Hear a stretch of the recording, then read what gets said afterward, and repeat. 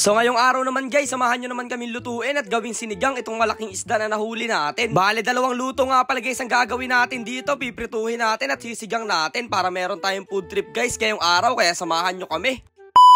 So what's up guys? What's up? Makanapadaan lang. So ngayong araw nga guys, tara titikman na guys natin at lulutuin itong malaking isda na nahuli natin. Bihira nga lang pala guys kami makatikim ng ganitong klase ng isda kasi guys dati binebenta namin sa halip na i-food trip yung ganitong klase ng isda. Mahal kasi guys ang kilo nito at syempre alam nyo na medyo kapos kami sa pera noong mga panahon na yun. Pero dahil nga guys ngayon sa tulong ni Lord medyo maayos yung buhay natin, kaya swerte tayo at matitikman natin yung ganito kalalaking mga isda. So bago nga pala guys namin itong lutuin pumunta nga pala muna kami dito sa munti namin pala isdaan para maghakot guys ng lupa. At pagkarating naman guys namin dito ay natagpuan namin na nandito na pala guys yung tatay ko at sinisimulan na niyang tambakan itong mga pilapil. Inaayos na nga guys natin at hinahanda itong pilapil ng munti nating pala isdaan sa pabarating guys ng mga malalaking high tide. Pagkatapos nga guys namin patambakan ng lupa yung pilapil ay syempre lulutuin na nga pala guys natin itong baon natin na nahuli guys natin na napakalaking isda. Sa sobrang laki nga guys ng isdang lulutuin natin ay napakahirap nga pala guys niyang kaliskisan. At hindi lang yun guys, napakahirap din niyang gayatin. At eto nga pala guys yung mga kinakain itong malaking isdang to. Ayan guys, nagulat kami dahil kinakain niya pala guys sa yung mga maliliit na igat.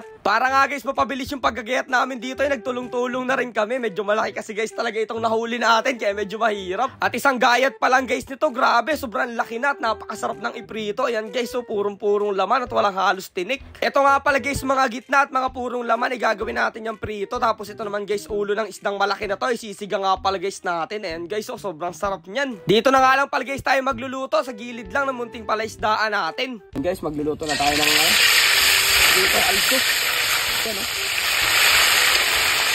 And guys, so. Ayos.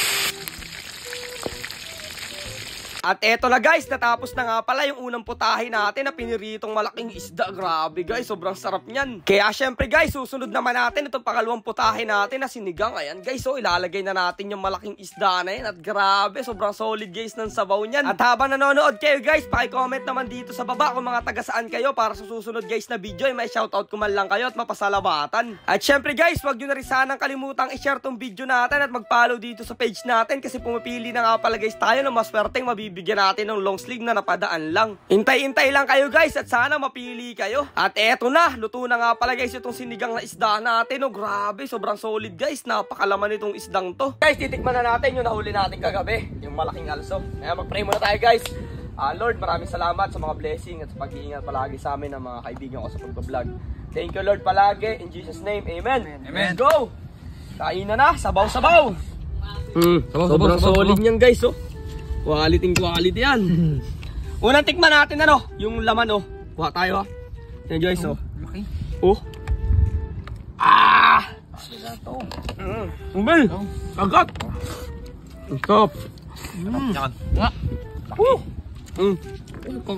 Kagat di.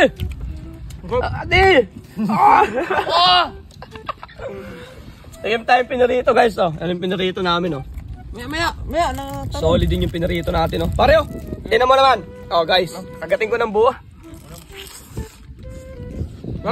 Kagat. Bakit pinapay ay.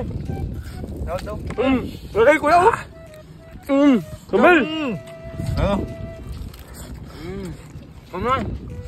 Hindi, kajam. Sarap guys. Taba Grabe naman yun guys, napaka-solid talaga ng food trip natin. Kaya samahan nyo na kami. Kaya maraming salamat sa lahat ng mga patuloy na sumusuporta sa Napadaan Lang channel. Hanggang dito na lang muna guys itong adventure at food trip natin. Kita-kits na lang ulit bukas.